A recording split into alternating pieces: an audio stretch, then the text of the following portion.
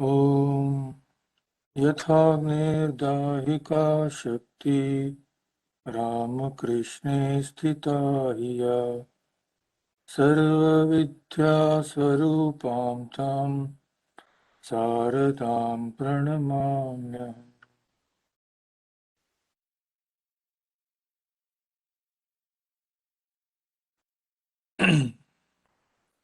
So we've just given a gap over what we were discussing about the Aarti songs, because Kali Puja, the worship of Kali, that is once a year celebrated along with Diwali, that is after a few days.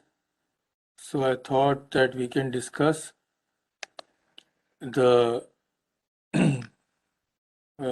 philosophy behind the Indian vision of God as mother. So let's start then. So the thing is that currently almost all of us are related to the world.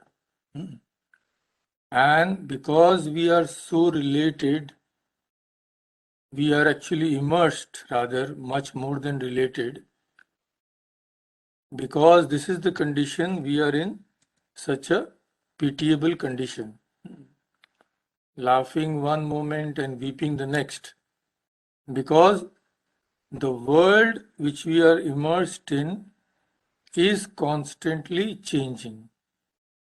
It can never be still for even one moment.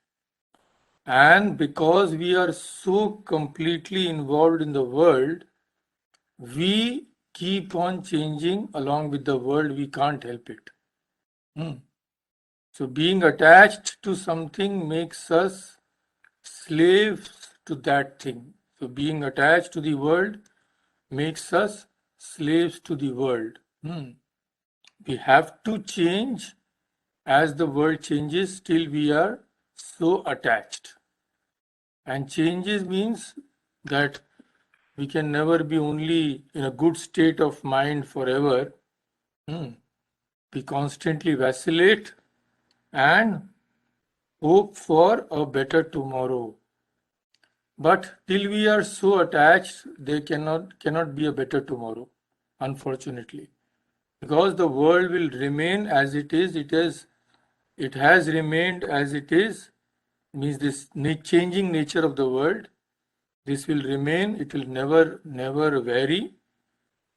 So the only way out is become detached to the world and become attached to something which does not change, which is all peace and blessedness.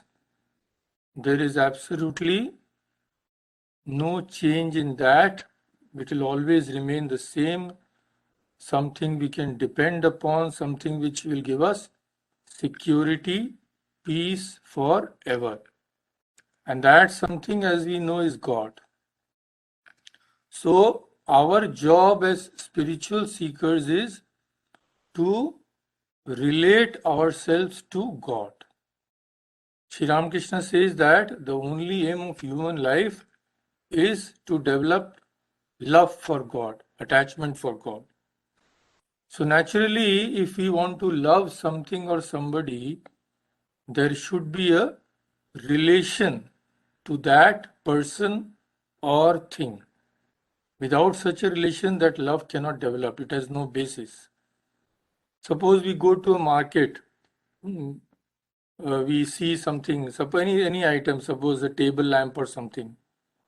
So till we are looking over the shop, each table lamp seems the same to us. We are not related to anything.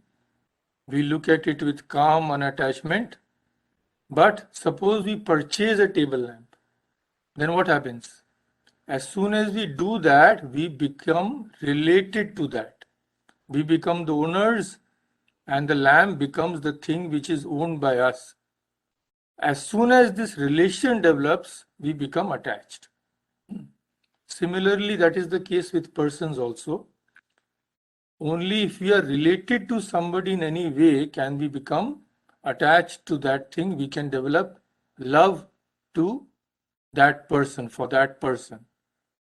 So in order to love God also, we have to first develop a relation with God.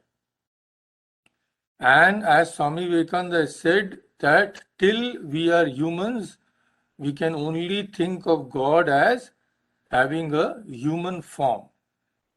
Therefore, the relation which we develop with God will also be something similar to our human relationships. So human relationships we all know. We are related to our parents, we are related to our friends, we are related to our uh, daughters and sons, we are related to our brothers and sisters. So these relations all of us understand. Now we have to develop some sort of this kind of relation which we understand, which we feel towards God. And one of these relations is looking upon God as our mother. So motherhood of God, it is said that infuses the sweet filial relationship more than any other conception of divinity. And India is developed this conception through many centuries. So we will just study a little of this on the basis of a wonderful article by Swami Ranganathanandaji. This article originally appeared with the name The Indian Vision of God as Mother. So it's a very lengthy article. We cannot complete it in one sitting, but we will just study some portions of it, and I will just put a word of explanation where I think it is necessary. Otherwise, all that we discuss will be his words. So, revered Swamiji starts with this observation. He says that in the West today, most probably he may have delivered the talk in some Western country. So he said that in the West today, there is a great interest in this wonderful idea as approaching God as our mother, not only as father. And he mentions that the Christian church in America recently passed a resolution that God can be called hereafter not only as father but also as mother. So this was against the whole tradition of Christian history, and the concept of God as mother was present in various cults, even those that existed in the Mediterranean region, but all such cults were destroyed by Judaism and Christianity. But in India, this cult was preserved and developed and eventually given a very high status throughout India's history. It is, of course, now a full-fledged philosophical system, the Shakta system of worship. Shakta means those who worship Shakti. So with the touch of the philosophy of Advaita Vedanta, our Indian mother cults developed into the full Shakta religion and spread to nearly all parts of India and produced wonderful devotees and teachers. And one of them was none other than the great Shankaracharya himself. Shankaracharya, many people think that Shankaracharya was only an Advaitin and he did not believe in any dualistic approach to God. But that is a completely false idea. We can just see Shankaracharya's wonderful hymns to male as well as female deities, starting with his Bhaj Govindam. Bhaj Govindam means worship Govinda, O fool. So worship Govinda, Bhaj Govindam Mudamate. Mudamate means actually, O fool means why did he say that? There is a good story behind that. Once Shankaracharya was walking, just along the path maybe, so he saw a young man. It was early morning. Early morning is a very propitious time for worshipping God. So he saw a young man at that time of the morning. He was memorizing the grammar of Panini, Sanskrit grammar. So there is one sutra, there is one aphorism of Sanskrit grammar, that is Dukrind Karne. So Shankaracharya, when he saw that this beautiful time, auspicious time, this man is wasting in memorizing Sanskrit grammar, so he immediately burst out, Bhaj Govindam, Bhaj Govindam, Bhaj Govindam Mudamate, Samprapte Sannihite Marne, Nahi Nahi Rakshati Dukrind Karne. So this aphorism, Dukrind Karne, will not help you at the time of your death. Sanskrit grammar won't help you then. So fool, you worship Govinda. So starting with this, there are many beautiful hymns that Shankaracharya composed in praise of various gods and goddesses, in praise of Shiva, then Divine Mother also. Beautiful hymns are there. We will just see some of these hymns, just quote from these wonderful hymns later. So this great philosopher, this great teacher of Advaita also stressed this concept of God as mother. That was about 1200 years ago. And today, of course, as we know, we have in Sri Ramakrishna, Holy Mother, Sarada Devi and Swami Vivekananda, great teachers who have highlighted this idea. What to say of Holy Mother highlighting this idea? She is supposed to be the Divine Mother herself in human form. So this truth is, it can be said that it has an increasing appeal to people in many parts of the world. What is the basis of this appeal? The basis is that behind this universe, somewhere, a mother's heart is pulsating. Such a beautiful way Ranganathanji puts it, that behind this universe there is a pulse of the mother heart. The pulse of the energy of compassion, love, protective attitude, security, all those things, all those qualities which a mother embodies. All that is associated with the idea of mother. So our great rishis discovered the pulse of that Shakti, which is also called Prakriti, or that mother heart behind the universe. Later we will see what Swami Vivekananda also says on this. So they spoke and sang of God as mother. We have also already discussed so many names of that energy, like Para Shakti, supreme energy, Para Prakriti, supreme nature, like in the hymn of Holy Mother, Prakritim Paramam, supreme nature, and her unique manifestations as Durga, Kali, Saraswati, Shodashi, you name it. So India has cultured this attitude throughout the ages. It is not that Indians are one-sided, not that they don't like the idea of God as father, not at all. One thing which Indians are not is being one-sided in the field of religion. So in India, we also speak of God as father, we also speak of God as mother, we also speak of God in the neuter gender as it.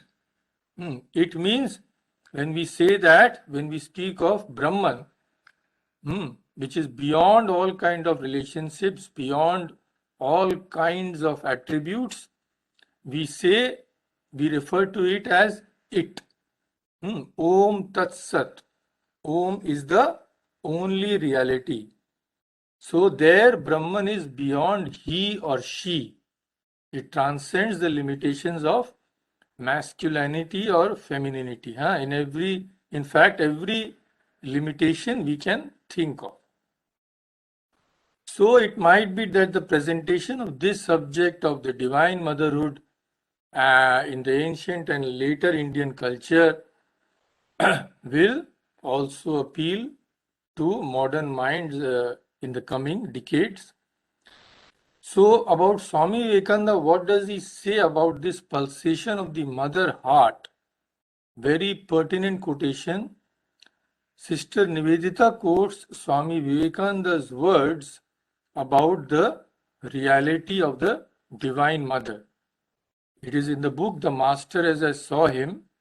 Swami Vivekananda says, "You see," I quote him, he says, "You see, I cannot but believe that there is somewhere a great power that thinks of herself as feminine and is called Kali and Mother.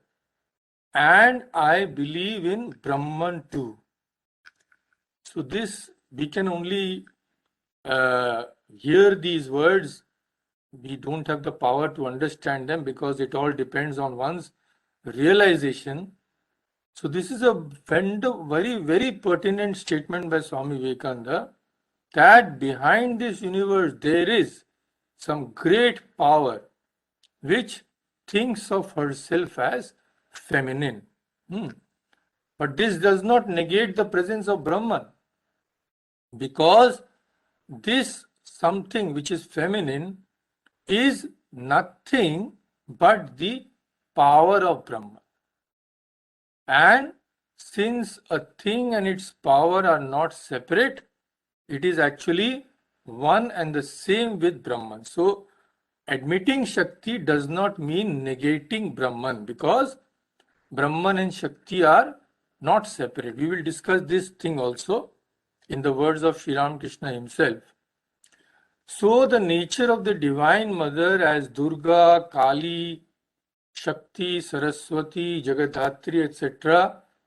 was most wonderfully realized by Sri Ramakrishna himself in our modern times, and this shines through his several expositions on the subject found in the Gospel of Sri Ramakrishna, as you all know. There are too many to mention separately, so we will just mention a few statements of the Master and one or two songs which he sang and which wonderfully depict the nature of this Shakti or the nature of the Divine Mother. The two great saints in Bengal, one was Ram Prasad and one was Kamala Kanta. So they were both Shakti worshippers. They were both God-realized saints, and they wrote wonderful songs in which they mentioned their supreme realizations.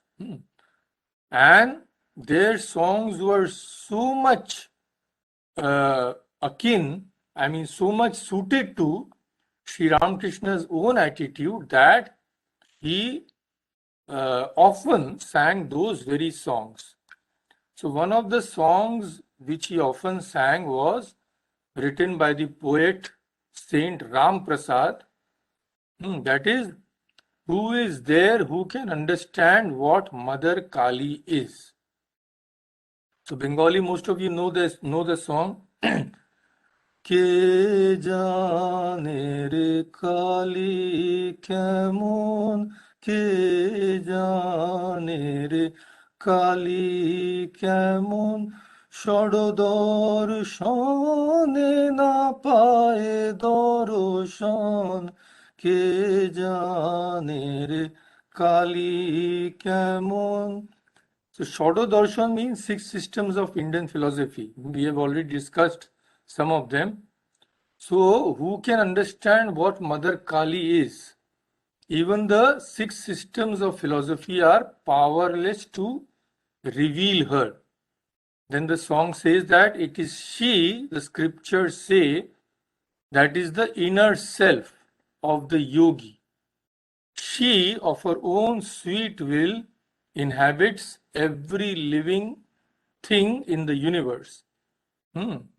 The macrocosm and the microcosm rest in the mother's womb. The yogi meditates on her in the Sahasrara, that is the brain. But who but Shiva has beheld her as she really is.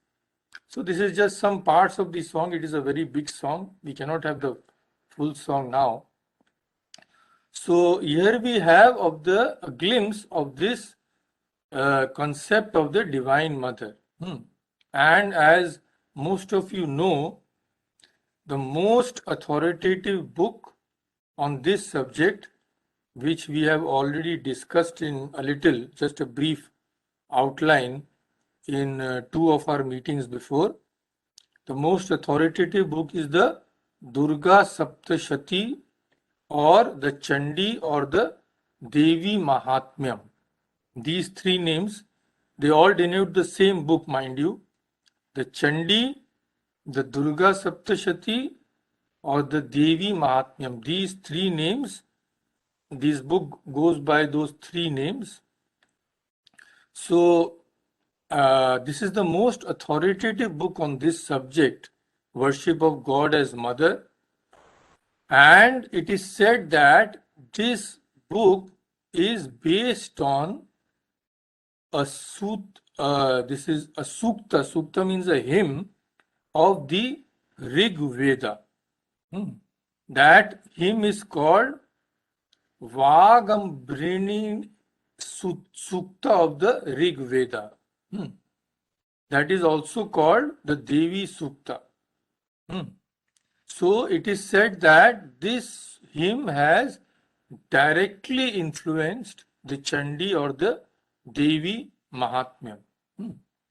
So actually in this hymn, this Advaitic realization, the realization of unity, is mentioned in the words of one great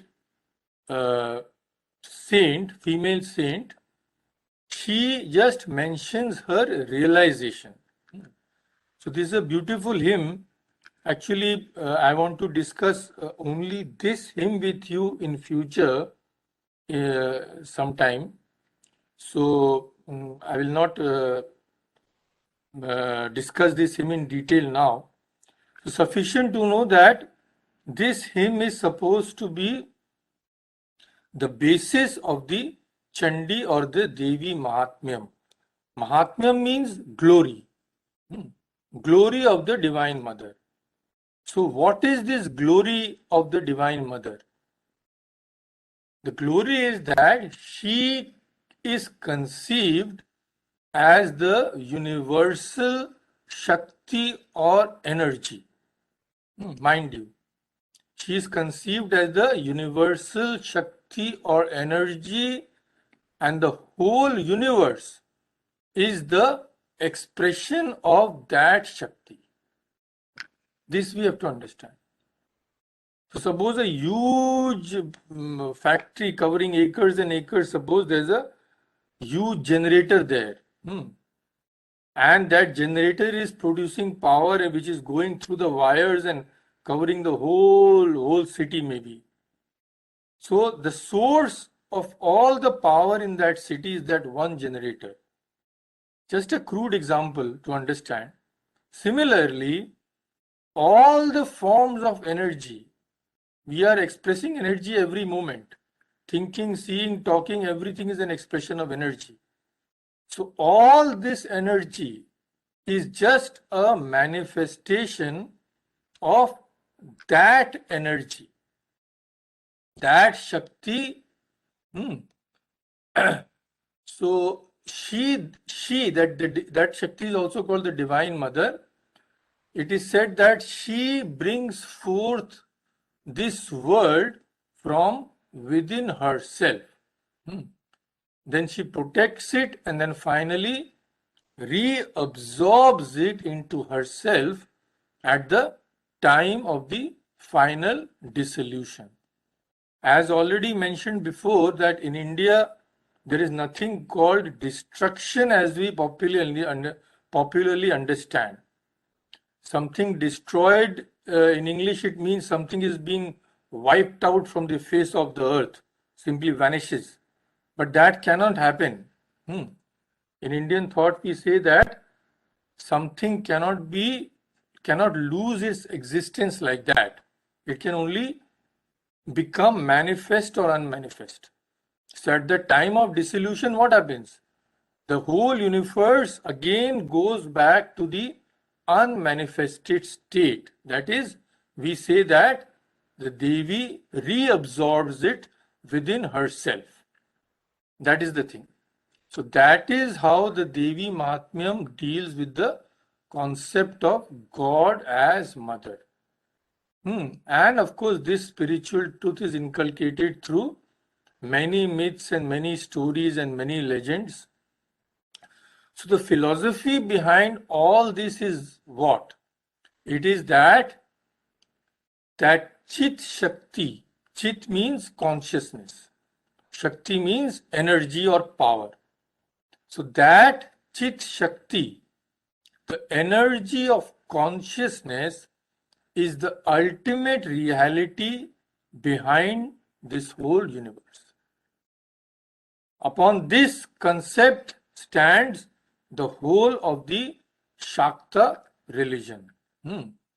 That Chit Shakti or the energy of consciousness is the ultimate reality behind the universe. And mind you, it is not only feminine. It is masculine hyphen feminine as Brahman hyphen Maya or as Shiva hyphen Shakti. So it is impersonal as well as personal. It is masculine as well as feminine. How can both the attributes be there in that Shakti? Very simply, Sri Ramakrishna states that a snake is a snake when it is still, and a snake is still a snake when it is moving. So that Shakti is imagined as masculine when it is still as Brahman. But when there is a motion, when there is some activity in that, that Shakti is imagined as feminine or the Divine Mother. That is the thing. So the Devi Mahatmyam or Chandi presents the nature of this divine Shakti in beautiful hymns. Hymns are the best method of conveying these ideas, you see, because they can be sung. They are beautiful poetry.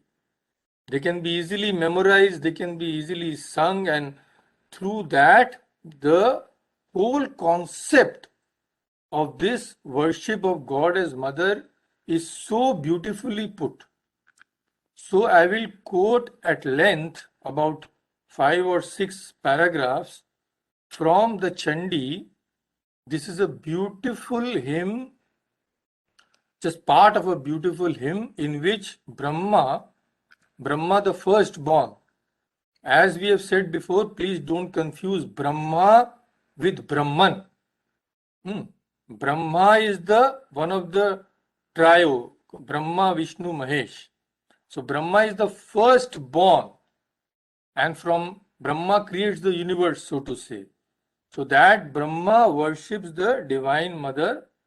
So I will just chant the Sanskrit and then just the English translation. So this occurs in the first chapter itself of the Chandi, verses 75, 77 to 79, like that. So beautiful hymn is there. It goes like this. त्वयैतद्धार्यते विश्वं त्वयैतत्सृज्यते जगत् त्वयैतत्पाल्यते देवी त्वमत्स्यन्ते च सर्वदा. By you, O Devi, is supported this whole universe. By you it is projected, and into you this is absorbed. So you also always reabsorb all this into yourself. Mahavidya Mahamaya Mahamedha Mahasmriti Mahamoha cha bhavati Mahadevi Mahasuri. You alone are the Mahavidya, the great knowledge, the great Maya or illusion, the great insight, the great memory. You are also the great delusion, the great goddess, the great demoness. Tvam Shri Tvamishwari Tvam Ri Tvam Buddhi Bodha Lakshana Lajja Pushti Tatha Tushti Tvam Kshanti Shantirevacha. You are prosperity and welfare. You are the supreme. You are modesty. You are the intelligence of the nature of illumination. You are bashfulness, well-being, and also satisfaction. You are also forbearance and tranquility. Prakritistam cha sarvasya gunatraya vibhavini Kalratri महारात्रि मोहरात्रिश्च दारुणा. You are nature behind all this manifested universe. You are the manifester of the three gunas. You are the dark night of the period of cosmic dissolution and the great night of final dissolution. Soumya Soumyatarashesha Soumyebhyastvati Sundari Paraparanam Parama Tvameva Parameshwari. You are pleasing, more pleasing than all the pleasing things. You are the supreme behind the high and the ordinary. You alone are the supreme queen.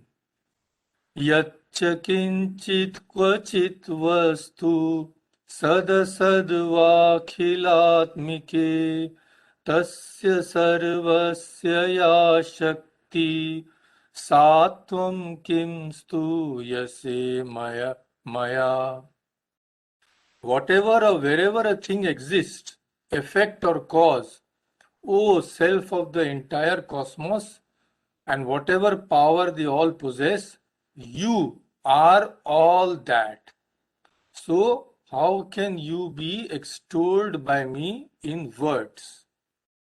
The idea is that your glory is infinite. My words are limited. So, how can a limited thing express something infinite? So, as we have already mentioned many times, the Sanskrit word for nature is the feminine word prakriti. Now, I will just like your attention. See, we have already discussed the concept of prakriti when we discussed the Sankhya philosophy. But here the concept is slightly different. In prakriti, in the Sankhya philosophy, the prakriti and purusha are separate. Purusha is completely separate, but somehow it gets involved in prakriti, identifies itself with prakriti, and therefore becomes bound. But when we speak of prakriti in the Shakta religion, when we speak of prakriti as mentioned in the Devi Mahatmyam, the concept is slightly different. Because here unlike as in Sankhya, unlike as in the concept of Sankhya, here Prakriti denotes not only the whole range of the objective world, but also the world of the subject, the world of consciousness also, that observes Prakriti and handles it. So here, unlike Sankhya, Sankhya means the Purusha is the observer and Prakriti is that which is observed. Like I am seeing this pen. So I am the observer, the pen is what I observe, what I see. So this is the concept of Sankhya, that the Purusha observes the Prakriti, does not do anything, it does not take part. But here, the term Prakriti includes both the observer as well as the observed. So the world of consciousness is also included in the term Prakriti. So that is why here it is said that this Prakriti is of a twofold reality. First is Apara Prakriti. Apara Prakriti means the Prakriti of the Sankhya, the world of nature. And Para Prakriti or the Supreme Prakriti, which is consisting of this intelligence or consciousness. So this also has been mentioned in the Gita, that is 7.5, 7th chapter, 5th shloka, when Sri Krishna says that Prakriti is of two types. One is the inferior and one is the superior. So inferior Prakriti is the Prakriti of the Sankhya, the world of nature. But superior Prakriti is this consciousness also, what in Sankhya is called Purusha. So please remember this important difference. So the Divine Mother is the totality of this twofold Prakriti. And she is also called Chit Shakti, that is consciousness energy, Para Shakti, supreme energy, Adya Shakti, the primordial power, and this whole universe is the Leela or divine play of this one Shakti. Okay, so Vedanta conceives of that ultimate reality out of which the whole universe has evolved as infinite pure consciousness. Okay, so if consciousness is the essential stuff of the ultimate reality, its description in terms of personality also is perfectly valid. So Vedanta as well as Sri Ramakrishna today speak of the ultimate reality in its twofold aspect. That is, one is Nirguna. Nirguna means without any attribute, that is Brahman. And one is Saguna, that is with attributes. So, Nirguna, Saguna, Brahman, Shakti, Shiva and Kali. Okay, Nirguna, Brahman, Shiva. Saguna, Shakti, Kali. This way we have to remember. So, both are one and the same according to Sri Ramakrishna, but they appear as different when they either it is quiet, not acting at all, or when there is activity in that.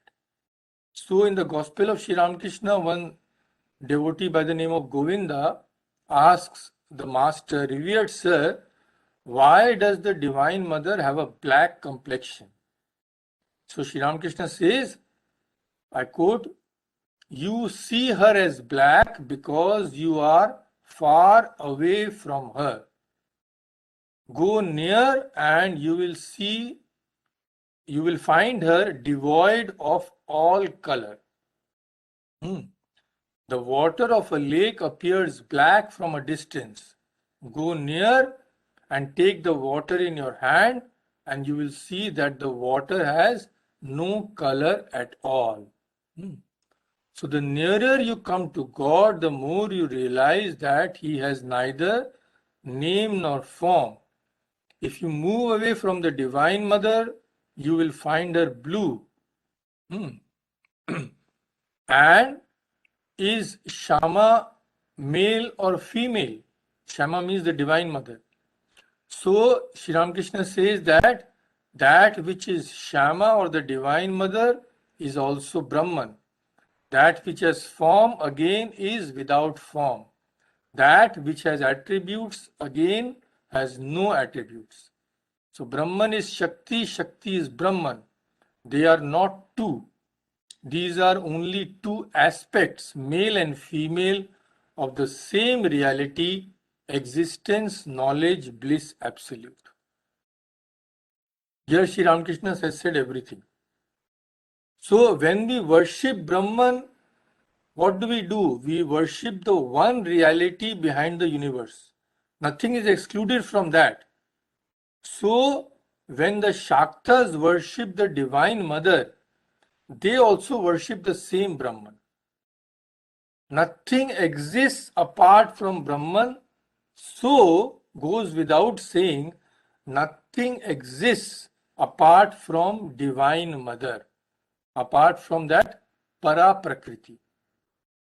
So when we study Sankhya, we have to remember what Prakriti means, and when we study the Chandi, we have to understand that here Prakriti is non-different from Brahman.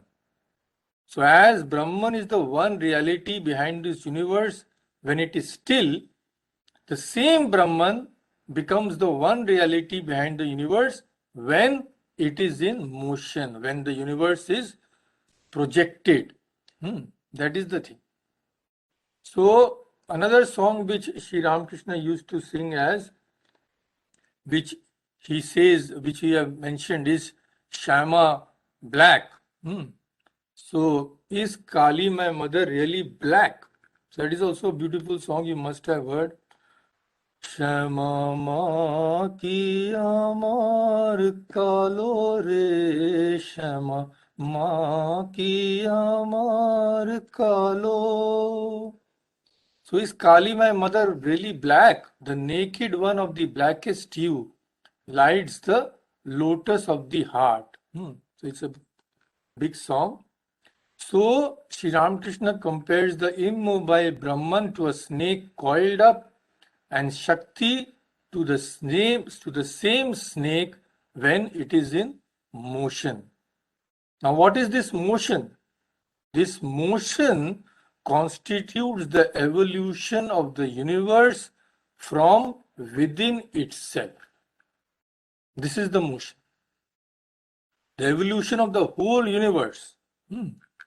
So till we are within this evolution, till we are within this creation, we cannot deny Shakti. It is impossible because we are part of that. That is the thing. So here also Sri Ramakrishna uses two terms synonymously sometimes, Maya as well as Shakti. Both mean the one divine power which has manifested this universe from within herself. Brahman is the one, the world is the many, and that one is hidden in the many. That is the thing. It is hidden within the many or by the many. That is called the Leela or divine play of the Divine Mother. And as you know, this Maya also has two aspects, Avidya Maya and Vidya Maya. Avidya Maya binds us, Vidya Maya frees us.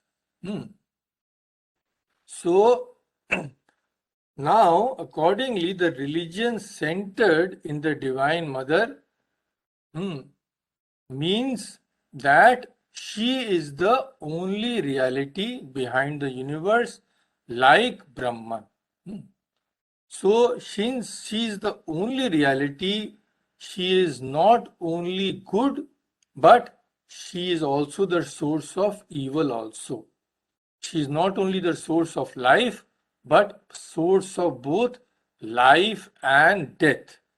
That is why the Vedas say, describing that reality, whose shadow is both immortality and mortality. Many become confused. There is a hymn in Chandi that you are everything, O mother. So all sorts of contradicting attributes are mentioned there. You are life as well as death. You are good as well as evil. So how can one thing become both evil and good? In this way, that being the only reality behind the universe, everything which is a part of the universe is also a part of the Divine Mother. So that is why that hymn in the Veda says, Yasya chaya amritam yasya mrityu. You whose shadow is amritam, immortality, as well as mrityu, that is death. So actually we see that this philosophy of the religion of the Divine Mother, the religion of the Shaktas, is based on the philosophy of Advaita only.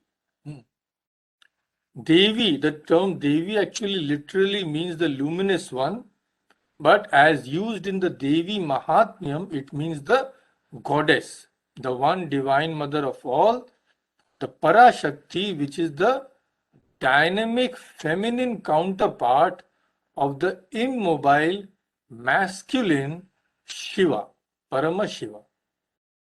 So this Shiva and Shakti are inseparable. They are inseparable from each other, like sometimes it is said, like a word and its meaning.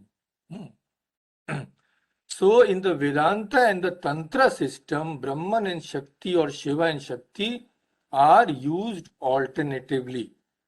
Shiva or Brahman is immobile. The energy of movement in it is called Shakti. So this world of multiplicity, this world of manifestation is thus in the realm of Shakti.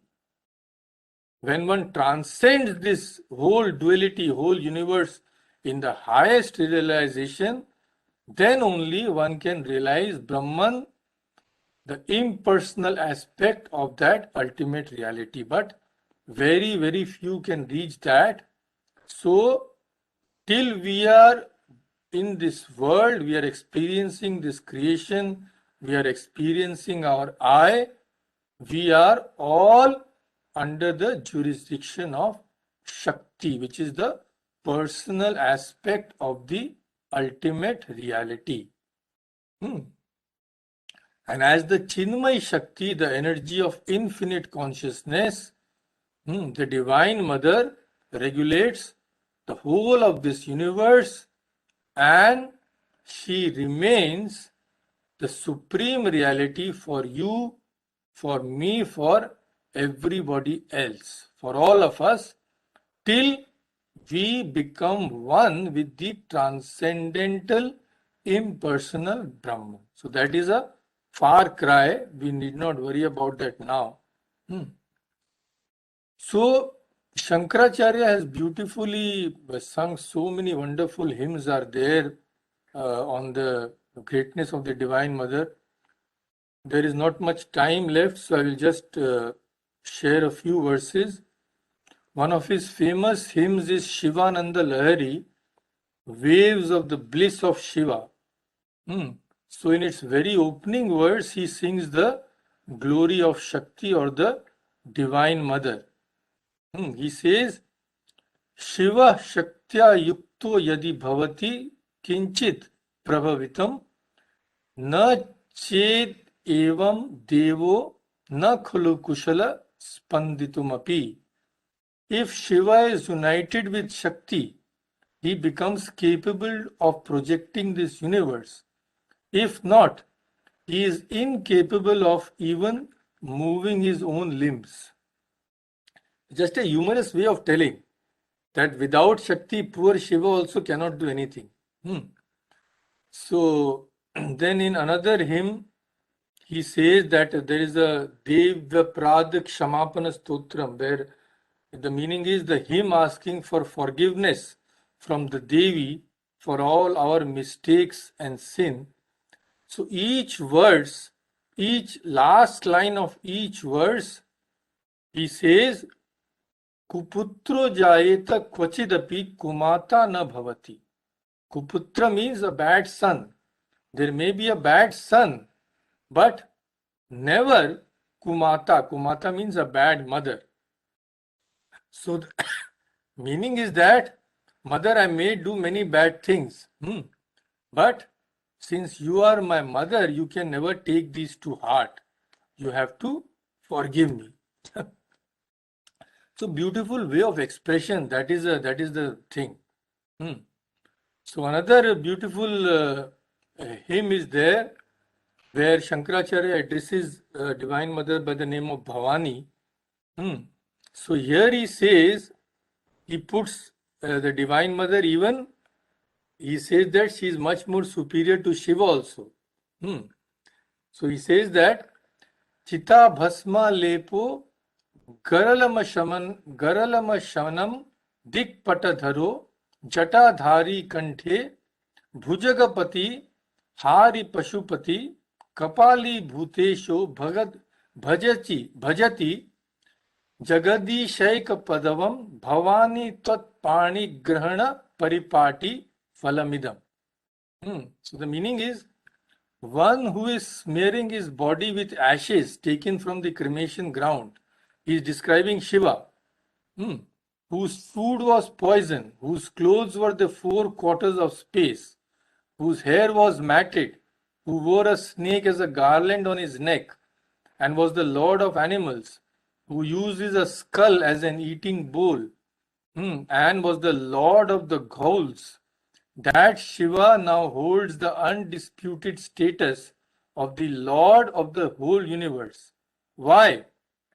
Bhavani Tvat Pani Grahana Paripati. Pani Grahana means marriage. So this Shiva, who was roaming about, this naked fellow with ashes on his body, now he is worshipped as the undisputed God of the universe. Why? Only because he married you. So that is the beautiful way of saying. Of course, there is no end to this. There are so many beautiful hymns and all that.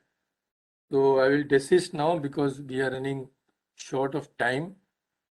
So this is the concept of the mother goddess. So we understand here that there is a Shakti power behind this universe, and she is like a mother, protective, loving, compassionate.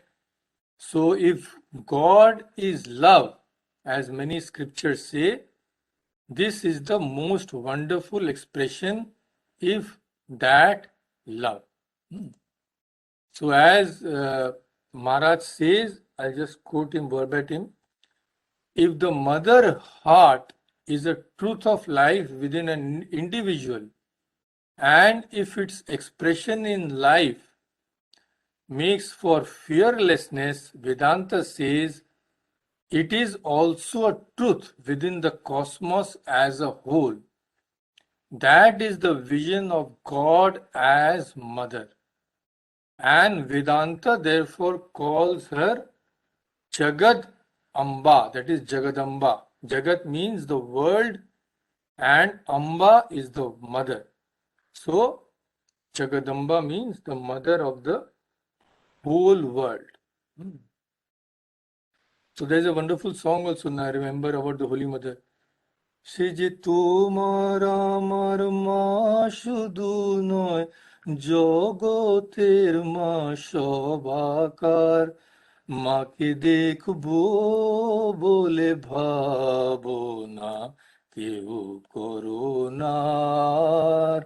Don't worry whether you'll have the vision of the mother or not. You are bound to have. Why? She is not the mother of only you or me. She is the mother of the whole universe. That is the concept of the wonderfully developed concept of God as mother. We have just touched the just the border, the outer limits. So maybe in future we can explore it in more detail. So let us end here. Om Shanti Shanti Shanti Hari Om Tat Sat Shri Ram Krishna Arpanastu.